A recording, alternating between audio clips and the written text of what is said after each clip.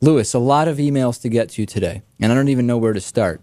On number one, our audience, I think our core audience knows that when I use the word refudiate, it's a joke. I know it's all about Sarah Palin, right? But we've started getting emails from people saying, did you seriously just use the word refudiate? So maybe we're at the point where I need to stop doing that. They have power in their words. They could refudiate what it is that this group is saying.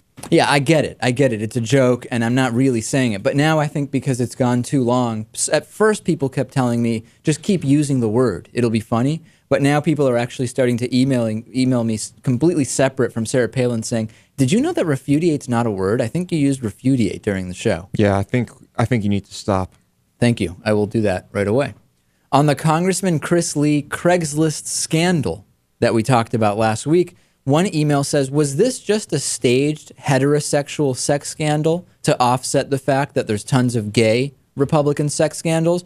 You know what? It's a brilliant thought. In other words, because Republicans have gotten this reputation that they constantly are publicly anti-gay, but privately involved in bizarre gay sex scandals, this one was a setup with Chris Lee to show that Republicans can still, like the old days, have a good old-fashioned heterosexual sex scandal. You know, I don't know that they're that smart. I'm not sure. Yeah, a little far-fetched. And then every time I see a Republican literally getting caught with their pants down, I wonder why they call themselves the moral majority.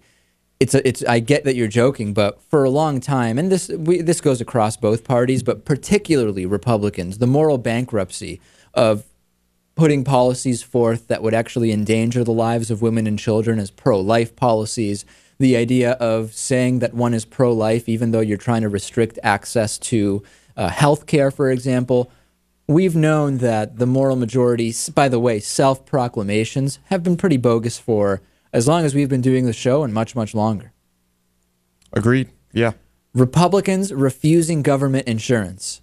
We talked about how many of these Republicans who refused the government insurance upon being sworn in on principle, because let's be honest, they campaigned on anti-healthcare reform. I'm unemployed with no health insurance. I do not qualify for Medicaid because I have a house I'm fighting to keep. I cannot afford care should I need it in an emergency room. Taking Tylenol for a heart attack is better than Medicaid? Did I miss something? And conservatives, along with Obama's timid defense of social programs, will in effect pass the death penalty for being poor. These modern-day free marketeers' fanatical belief in their economic theory are no different than members of suicide cults. They think that they are going to get to heaven, despite the evidence of the past clearly demonstrated that unregulated markets were a living hell and meant death for millions. Strange grammar on this email, but I get the point that is in place there. On Egypt, I asked, could a similar revolution to what happened in Egypt happen here? Of course, we have elections here. Whether they are free and fair, we don't know. One email says, I think it could easily happen in the U.S. At the rate our economy is crashing, it will only take time until living conditions get hard. Unemployment is close to 10%.